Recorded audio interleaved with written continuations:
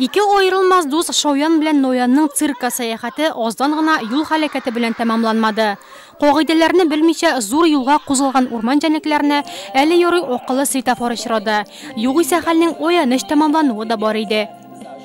Шушы әкият геройлары аша бу вакыйгалар һәм бу кагыйдәләр балаларга тагын да аңлаешлы һәм үтемле дип әйтер идем мин. Чөнки без аны уен рәвешендә бирәбез. Һәм инде менә безнең геройларның да тормышта булырга мөмкин вакыйгалар чагылдырыла. Бу күрсәтелә үрнәк итеп, әйбит, чөнки шушындый хәл балалар белән дә булырга мөмкин. Аманулланың светофорда кунакта әсәре буенча сәхнәләштерелгән әкиятнең максаты юл хәрәкәте куркынычсызлыгын пропагандалау.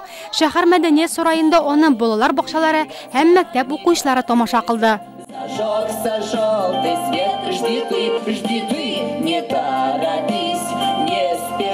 Мне театр очень понравился, особенно герой зайчики. Они ходили в цирк и зоопарк.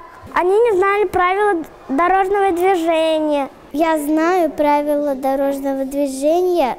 Автобусная остановка, пешеходный переход, осторожно, дети. Нельзя выбегать на дорогу. И еще нельзя играть на дороге в футбол. Әлеге әкият Эчке эшләр министрлыгының Татарстан Республикасы буенча ЮХИД идарәсе, Мәгариф министрлыгы һәм юл хәрәкәте куркынычсызлыгы дәүләт бюджет учреждениесенең уртак проекты.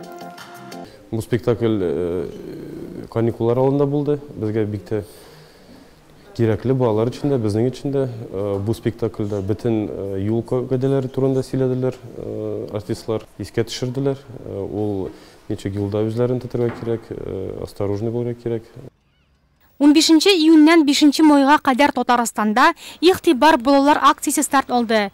Әлеге чараның каникуллар алдыннан уздырылуы юкка түгел. Статистика буенча нәкъ менә җәйге айларда 16 яшькә кадәр булган балаларның төрле юл фаҗигаләренә эләгү очраклары арта. Акция кысаларында җәяүлеләргә юл бирмәүче, балаларын махсус автоурындаклар белән җиһазландырылмаган килеш юлга чыкканнарга да таләпләр катгый булачак.